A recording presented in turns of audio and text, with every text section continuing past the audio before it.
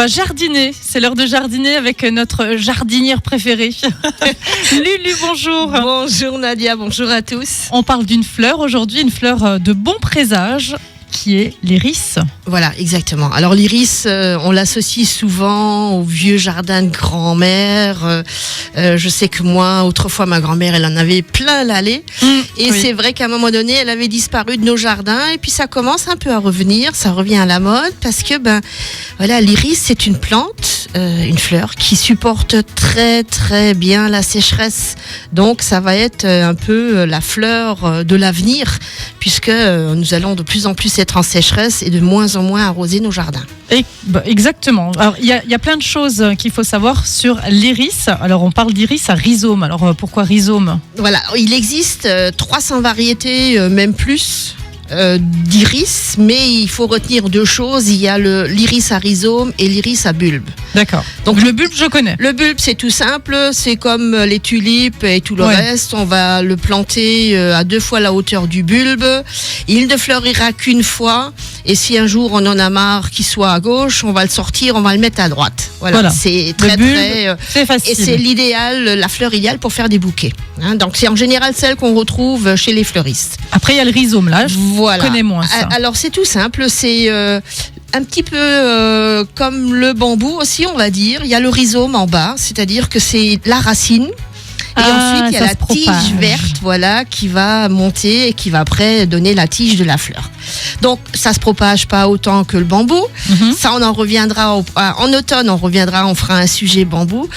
Donc, vous avez le rhizome. Ce qui est très bien dans le rhizome, c'est que on va le sortir quand il y en a de trop.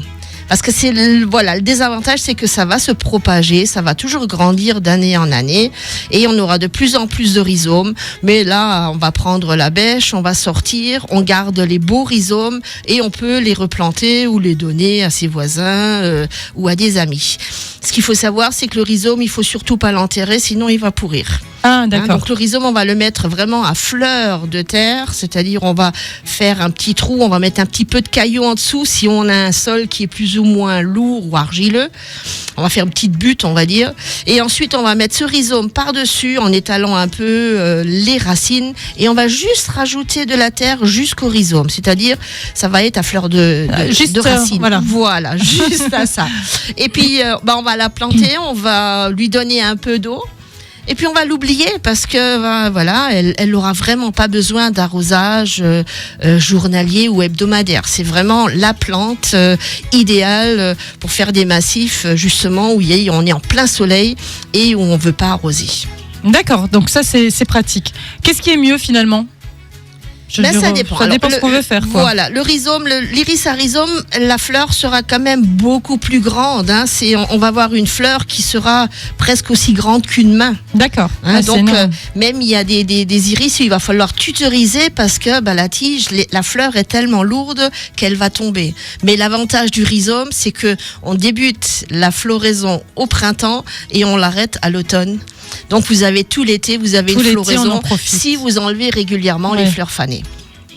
Et ben voilà, donc maintenant à vous de choisir iris à rhizome ou iris à bulbe. Donc le choix sera vite fait en fonction de vos projets. L'un est plus fin que l'autre.